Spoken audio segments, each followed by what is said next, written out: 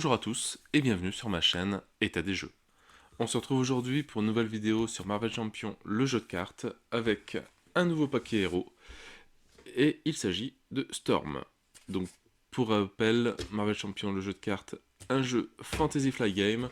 Alors c'est un des derniers qui est sorti, il y a encore Wolverine que j'ai pas encore eu à voir, j'ai pas encore pu l'avoir. Il y a un rupture de stock un peu tout partout.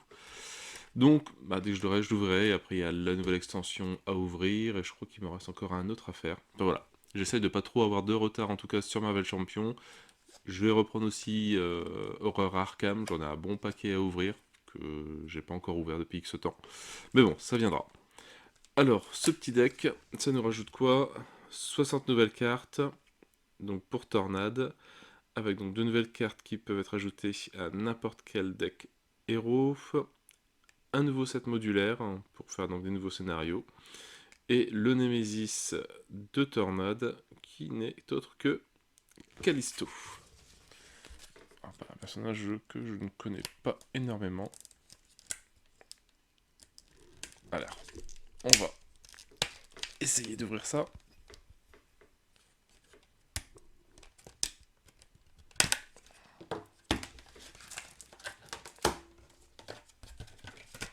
Donc, comme d'hab, le petit poster.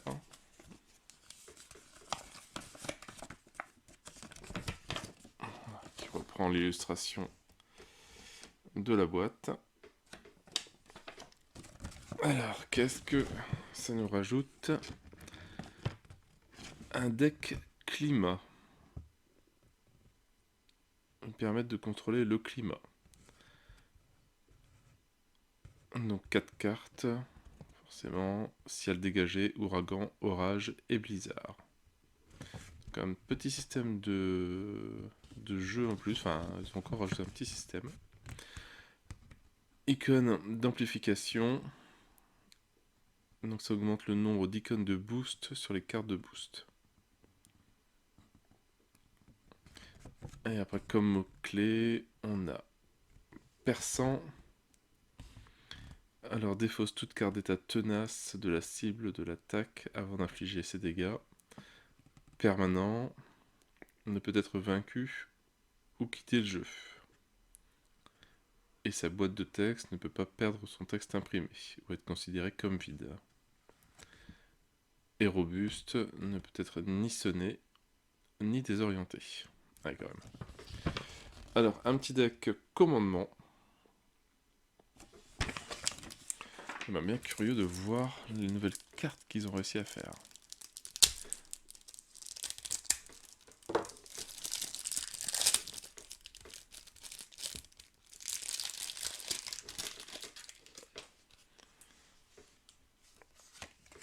Donc, le personnage. Hop, donc, Ororo Munro. Donc 3 points de récupération, un mutant. Alors débute la partie avec le deck climat, forcément. Choisissez un soutien dans le deck climat et mettez-le en jeu. 6 cartes en main, 10 points de vie. Et en X-Men, face tornade, donc 1 en contre, 2 en attaque, 1 en défense. Échangez votre soutien climat en jeu contre un climat de votre choix du deck climat. Et résolvez la capacité spéciale de votre soutien climat en jeu, une fois par round. Donc on perd une carte en main et toujours 10 points de vie. Alors qu'est-ce que c'est le deck climat? Voilà, donc 4 cartes. On a le choix entre ciel dégagé, donc les soutiens. Chaque personnage gagne robuste. Et spécial, piocher une carte. Un orage, donc c'est permanent, donc on va pas l'enlever. Ouais, de toute façon, elles sont toutes permanentes. Ouais. Chaque personnage gagne riposte 1 et spécial retirer 2 menaces d'une manigance. Des orages. Chaque personnage gagne +1 en attaque. et infliger 2 dégâts à un ennemi. Et le blizzard, chaque personnage a -1 en attaque. Choisissez un sbire non élite. Jusqu'à la fin du round, ce sbire perd le texte imprimé dans sa boîte de texte. D'accord. Pas mal. Donc le deck spécifique de tornade. Donc diadème de tornade, une amélioration avec un coût de 2. Elle gagne +1 en contre. Inclinez le diadème de tornade et générez la ressource imprimée sur votre soutien climat. Ah, j'ai pas vu. En plus, il y a des ressources différentes pour chaque carte climat.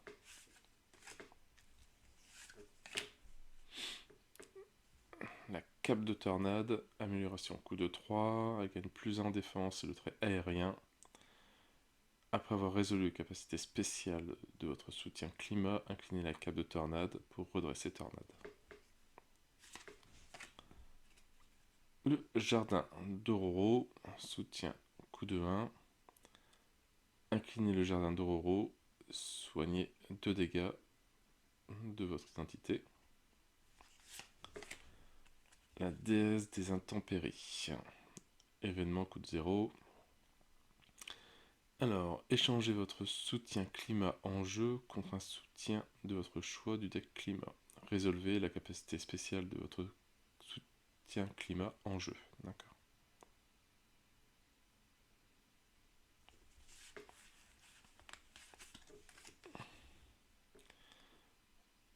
Des pluies torrentielles. Un événement coût de 2. Alors, retirez un total de 3 menaces parmi les manigances en jeu. Si l'ouragan est en jeu, résolvez sa capacité spéciale.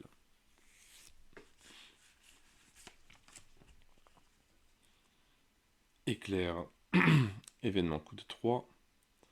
Infligez 8 dégâts à un ennemi. Si l'orage est en jeu, résolvez sa capacité spéciale. Il faut savoir bien les jouer. Figé dans la glace, événement coût de 1. Donc, quand le méchant vous attaque, lui et chaque spire engagé avec vous ont -3 en attaque lors de leur attaque contre vous à cette phase. Si Blizzard est en jeu, résolvez sa capacité spéciale. Et violente bourrasque, un événement coût de 3. Alors choisissez un joueur, infligez 3 dégâts au méchant et à chaque sbire engagé avec ce joueur. Et résolvez le capacité spéciale de votre soutien climat. Ah, pas mal, cette petite carte en plus, voilà, pareil, un petit deck en plus.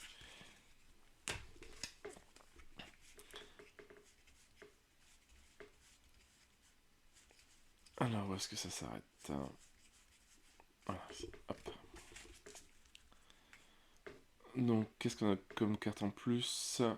En commandement, Avoc, un allié coup de 4, un rencontre 2 en attaque, 3 points de vie. Et quand Avoc attaque, défaussez la carte du dessus du deck rencontre pour chaque icône de boost ainsi défaussée. Avoc gagne +1 d'attaque pour cette attaque et subit +1 dégât consécutif. Bon, ça peut être pas mal, mais il tient pas longtemps. Mirage, un allié coup de 3, 2 en contre, 1 en attaque, 2 en point de vie. Alors, après que Mirage est entré en jeu, choisissez un ennemi dont la manigance est inférieure au contre de Mirage pour sonner cet ennemi. Alors, Gentle, un allié coup de 3, 1 en contre, 3 en attaque, 3 points de vie. Alors, Gentle subit +1 dégât consécutif après qu'il a attaqué le méchant. Pixie, un allié, coup de 2, 1 en contre, 2 en attaque, 2 points de vie. Alors, après avoir joué Pixie de votre main, ajoutez à votre main un allié X-Men de votre pile de défausse. Incroyable X-Men, un soutien coup de 3. jouez cette carte sous le contrôle de n'importe quel joueur. Une carte équipe max par joueur. Chacun de vos alliés X-Men gagne plus 1 point de vie.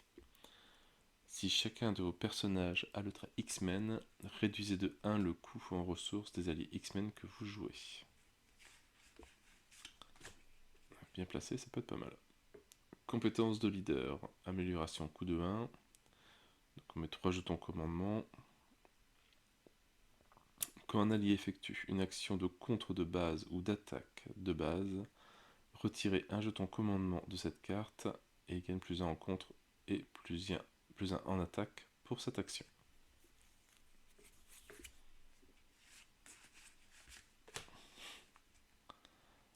À moi, mes X-Men. Événement coup de 1. Donc il faut forcément voir le trait X-Men. Alors cherchez un allié X-Men parmi les 5 cartes du dessus de votre deck et mettez-le en jeu. Si cet allié est toujours en jeu à la fin de la phase, ajoutez-le à votre main.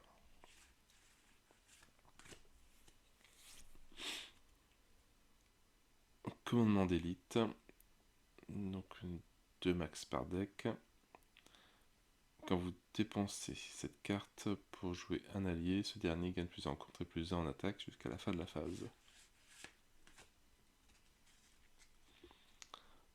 Forge un allié, coup de 2, 1 en contre, 1 en attaque, 2 en point de vie.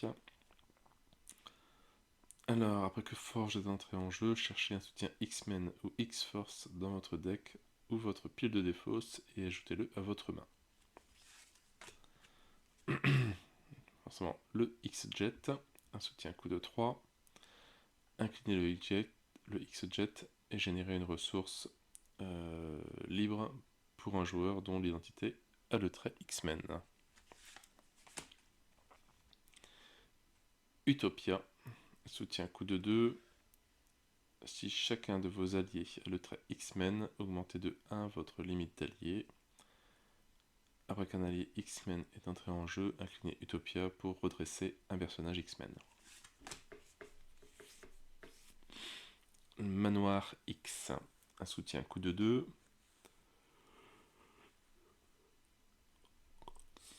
Donc inclinez le manoir X pour soigner un dégât d'un personnage, mutant ou X-Men.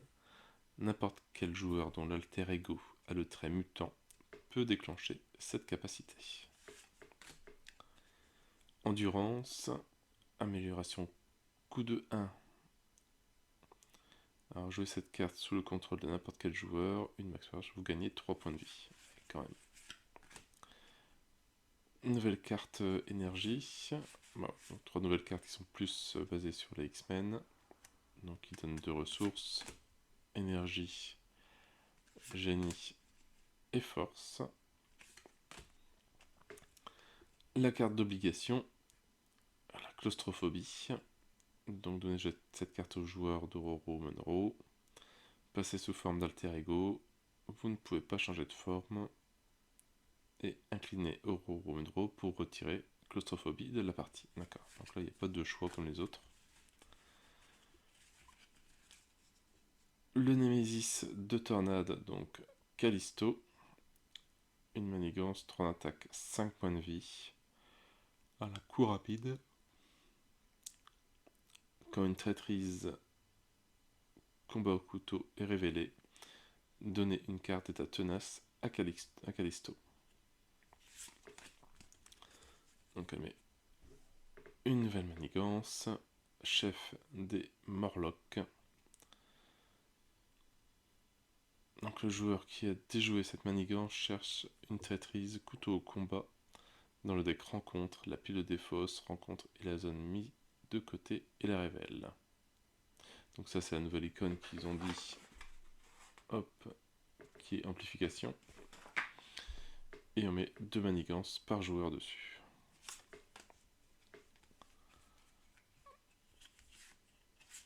Voilà, donc on a une carte cran d'arrêt qui donne plus 2 en attaque attacher cette carte au sbire ayant l'attaque imprimée la plus élevée, sinon cette carte gagne renfort. Les attaques du sbire attachées gagnent perçant. D'accord. Le combat au couteau.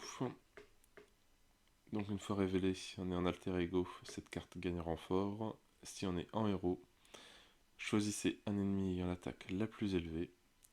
Subissez une quantité de dégâts égale à son attaque. Infligez à cet ennemi une quantité de dégâts égale à votre attaque. Donc voilà pour le deck préconstruit de Tornade. Et sinon donc on a donc des cartes protection en plus.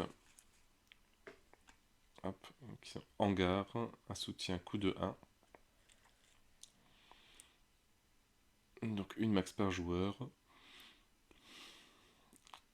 Après qu'un allié a défendu contre une attaque sans être vaincu, inclinez le hangar pour redresser cet allié. Ce qui peut être pas mal. Et ça nous rajoute une nouvelle... j'ai perdu le mot.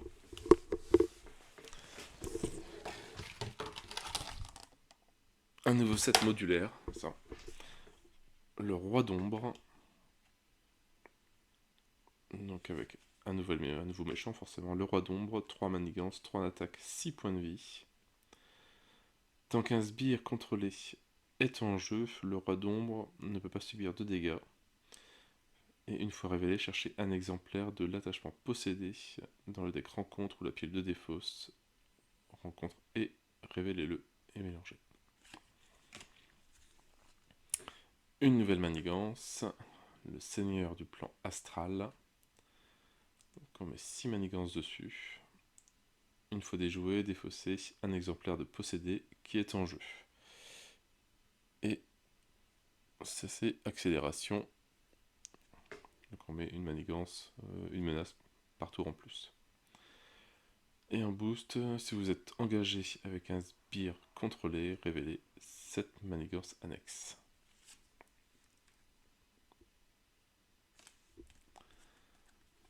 Alors voilà la carte possédée justement.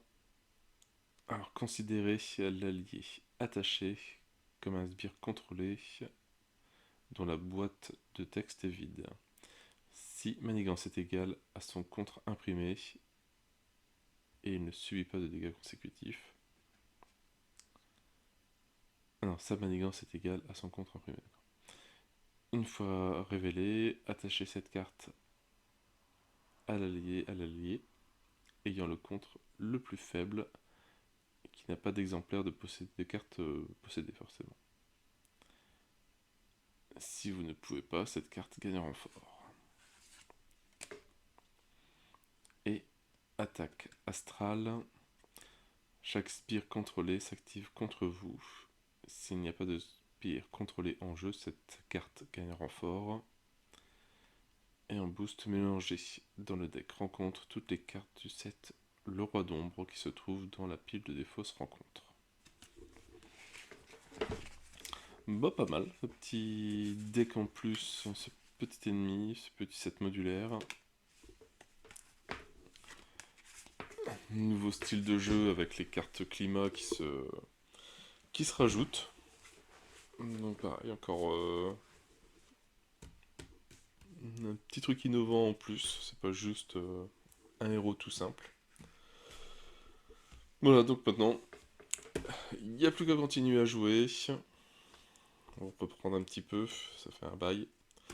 Mais voilà, donc le deck de Tornade, qui a l'air bien sympathique à jouer, qui donne bien envie de s'y remettre. Allez, sur ce, moi je n'ai plus qu'à vous souhaiter une bonne journée, une bonne soirée. N'hésitez pas à liker, à commenter et à vous abonner à la chaîne. Et moi je vous dis à bientôt pour une nouvelle vidéo. Ciao ciao!